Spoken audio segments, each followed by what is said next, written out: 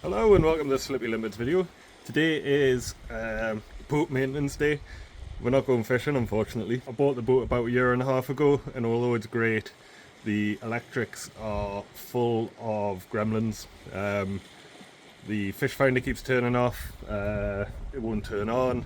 The radio's got a battery warning light, and when I've looked in the electrics, it's a total mess of weird wiring systems and using different cables and all sorts. So I'm going to rewire the whole boat.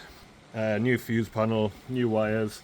I've cleaned out the battery compartment because it was filled with black sludge and fuel. Got a load of bits and bobs, and we're going to get to it. So this is what I'm talking about. It took me ages to figure out what all these were. It's just a daisy chain of mess, and it's actually not fused. Well, there is a fuse here, which should actually be by the battery. What I'm going to do is mount this expensive piece of plastic in there. I'm going to put my new fuse panel on this and then undo all this daisy chain of rubbish, rewire it all with tinned wire, hopefully get it all working. So tools, got some wire strippers and crimps, big heavy duty crimp because I'm going to redo the battery lead because it seems a bit wobbly. Blue Sea Systems 12 fuse box with a negative bus bar, and that's going to go on that chopping board. Blue Sea Systems 150 amp bus bar, a 30 amp MIDI fuse, 6mm squared, and then we've got 1mm squared, 1.5mm squared wire, sorry, which is going to be the new wiring for all of the electronics and the lights, fuses, crimps, wire cutter, big wire cutters, pen, cable tidy, box full of wire connectors which I'm probably not going to use. Got some shrink wrap, a selection of connectors. These are heat shrink with adhesive, so they seal a nice watertight seal around any wire joins. Oh, and I've also got a wee blowtorch for the heat shrinking.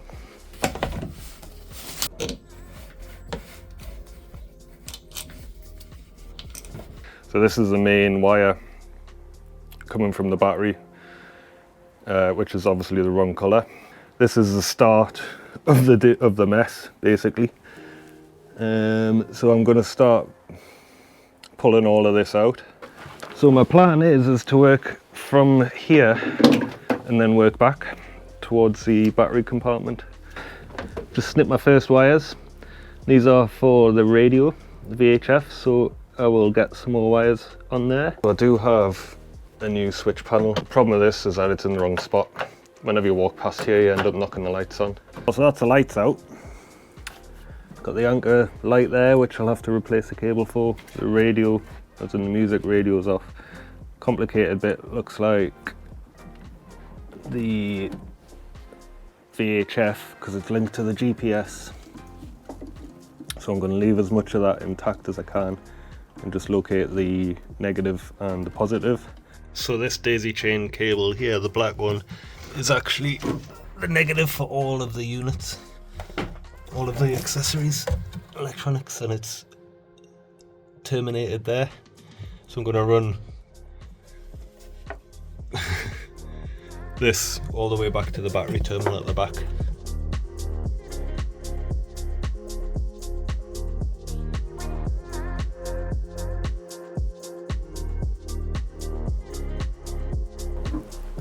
So that is the junk taken out,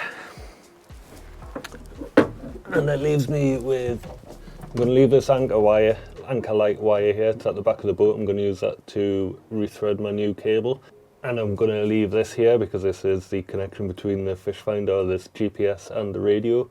These are the instruments on the top, stereo here, connections there. So I've now got enough space to mount my board. The reason why I'm mounting this on this highly expensive mountain board is Basically just so I don't have a load of screws going through the back of my panel console. I like to keep things as clean and neat as possible. The less screws and stuff that are visible, then the less rust. And also, I mean, these are marine grade stainless steel screws, so there shouldn't be any rust. But there's less things to catch on, you know, line and that type of thing.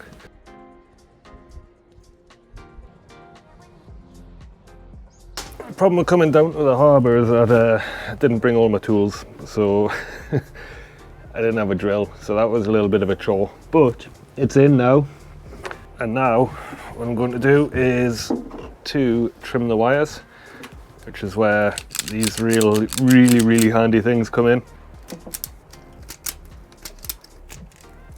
And just like that, we've got all of our wires now stripped and ready to join onto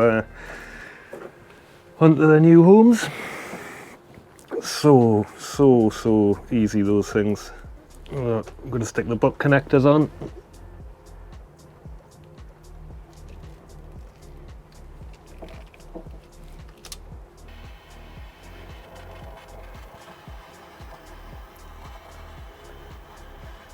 Bit windy for this.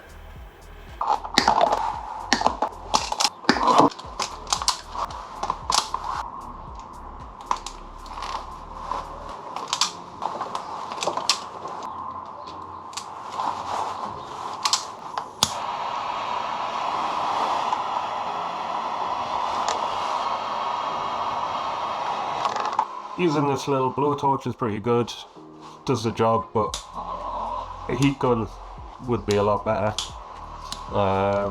Just to avoid burning the cables, you need to be pretty careful with this.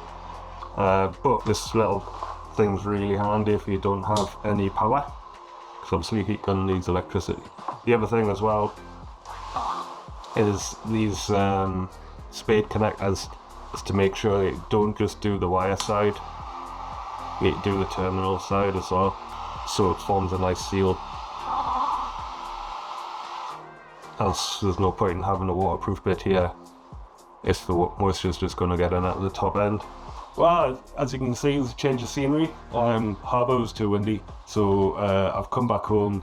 People have stopped building a fence and making lots of noise, and I've put the tone cover on, and that means I've been able to heat shrink all of the connectors. So next thing is to attach them to the fuse block. So when I'm putting these in, I'm going to go clockwise and have the respective negatives and positives starting from the top. So the stereo is going to be on the top because it's the closest here. I could have used spade terminals, which means I wouldn't have to take the screws out, but boats tend to vibrate and bounce around a lot, especially when you tool them quite a lot as well, so I've decided to use ring connectors.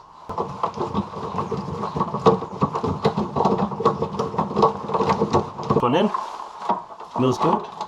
Then once these are in, I'll tidy up. I'm not going to do too much tidying at the minute because I've still got my switch panel to go in when that finally arrives.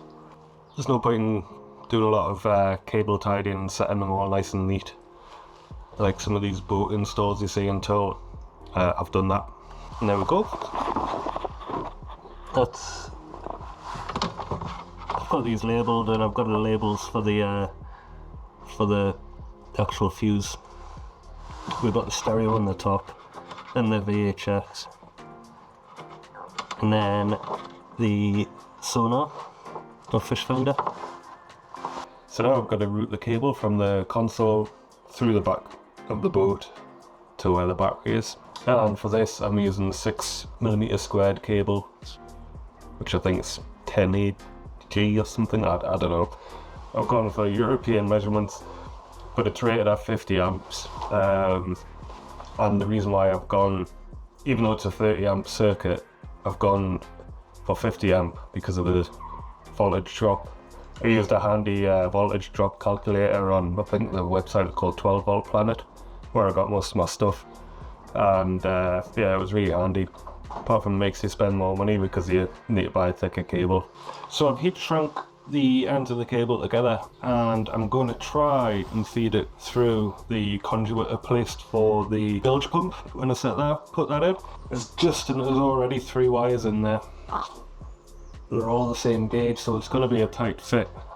If that doesn't work, then what I can do is I will use the old live wire that was feeding the whole circuit and pull that through, but it's not routed that well.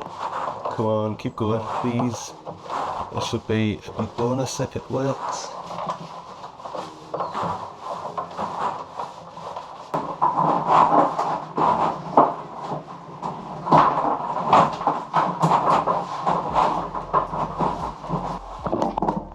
Success! Oh, that is a big bonus. Now I can put the ends on, attach it to the fuse block, so I can get back down to the bottom of the boat, back of the boat, or the stern, and get the battery in place, put the bus bar in, and the battery switch.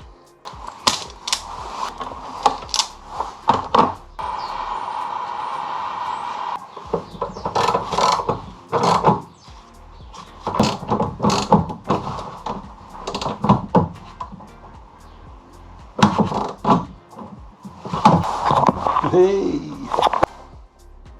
Another chopping board, and this is going to have the bus bar and my battery switch. It's for terminal Blue Sea 150 amp bus bar. This is going to bring the battery negative, and then the negative for this circuit that we've just put in, and also the bilge pump. So then that leaves one spare. So at the minute I've got one marine dual purpose battery, which is a starter and leisure battery built into one, 110 amps I think.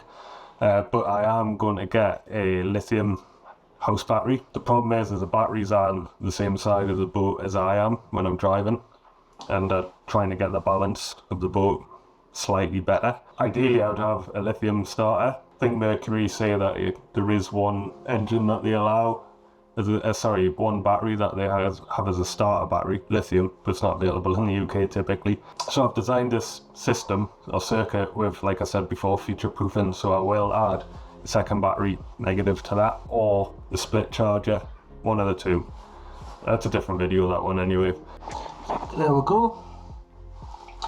So this is actually a wet area. Self-draining deck, so I've mounted it really high. Bus bar's up there.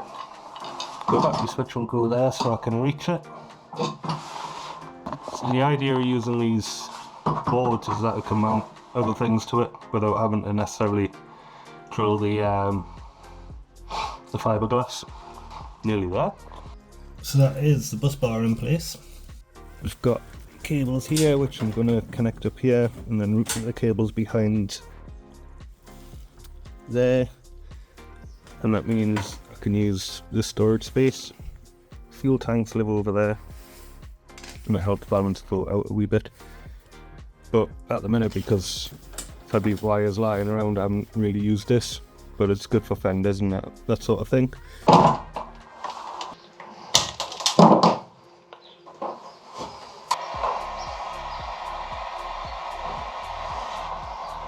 So I said before that I'm going to get a second battery, and when I do I will get a positive bus bar, so then I don't have to connect these 3 terminals to the battery switch.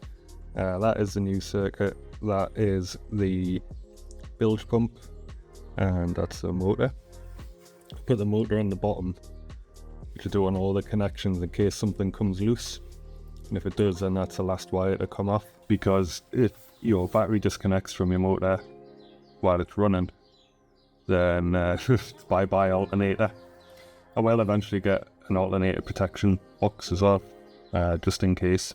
Bilge pump I've got is one with an automatic or built-in float, so it actually cycles every 3 minutes or something like that, rather than like using a float switch, which is why it's not on an always on position. Don't leave my boat in the water. If I do, then just leave the battery on. Doesn't use much power, but I'm not planning on keeping it moored up for any length of times. Once this is on and I connect the positive to the battery, then we can give it a go and see if everything works. Fingers crossed. Like I said, this is my first time doing this, and I've just researched on the internet, so yeah, I'm a little bit nervous.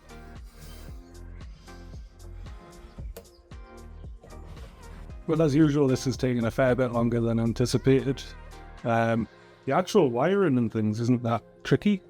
The time-consuming thing is routing all the wires, making sure they're the right length. When I spent last night trying to add the wires for the nav lights and the spotlights, floodlights even, and I was like 3 hours, not wasted. Gave me an idea, but tonight or today my switch panels arrived. It's a BEP Contour Gen 2 waterproof or splash proof panel. Going to mount it right there where the old kill switch used to be. Should point out there's 2 or 3 different ways of doing what I'm doing. So this switch panel has a load of fuses.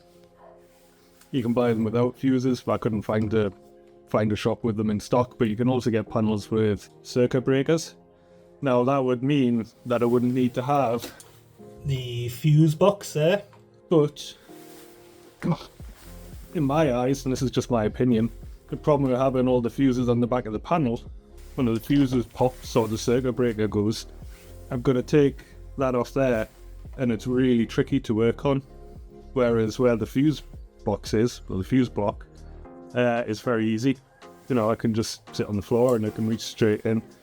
So each to their own. This is the way I decided to design my wiring, and again, that's why I've used a fuse, a MIDI fuse rather than a circuit breaker.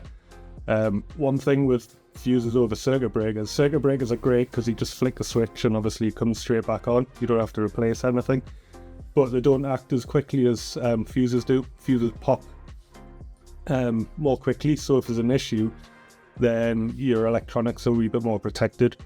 But, or your wiring anyway, because fusing's for wiring, not for your electronics. The electronics are mainly fused anyway. But it pops more quickly, and there's no harm in me just keeping an extra fuse on the boat, or 2, or 3, rather than have just, having to fiddle around with a circuit breaker. Plus, a fuse weight costs £1, whereas a circuit breaker you're looking at 15 to 20 to 50 quid, depending if you go for a decent, reputable brand or not. So, that all said and done, we are going to stick on the template and start cutting a big hole in the console, which I never like doing. There is the template drawn. Now I'm going to get my multi-tool and chop that out. There's a lot of dust. Got a face mask on. Unfortunately, it's been in the garage for a couple of years, and the mouse found its way into the same box and spent the winter there. But it's better than breathing in all this dust. As I said, this has got all these 3 fuses and 6 switches. I'm just going to take these jumper leads out and the fuses. Let's see if it fits. Got a rubber seal all the way around here, which means I don't have to use any silicone. Probably will anyway. But there we go. Ideal.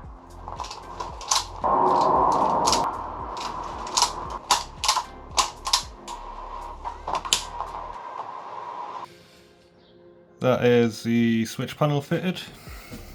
That is the fuse and all the labelling done. I guess all that's left now is to flick the battery switch and see if it all works. So it is backlit, which is why you can see these green lights here. I obviously haven't got anything connected to those at the minute.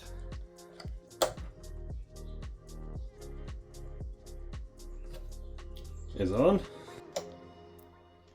VHF works. I also fitted a USB charger, which is behind the console, so it's out of the way of any spray. It's got a cover on it anyway. And that is the LED comes in. Yep, that works. So just need to hook the lights up, and then job's a goodie. It's taken us a wee while.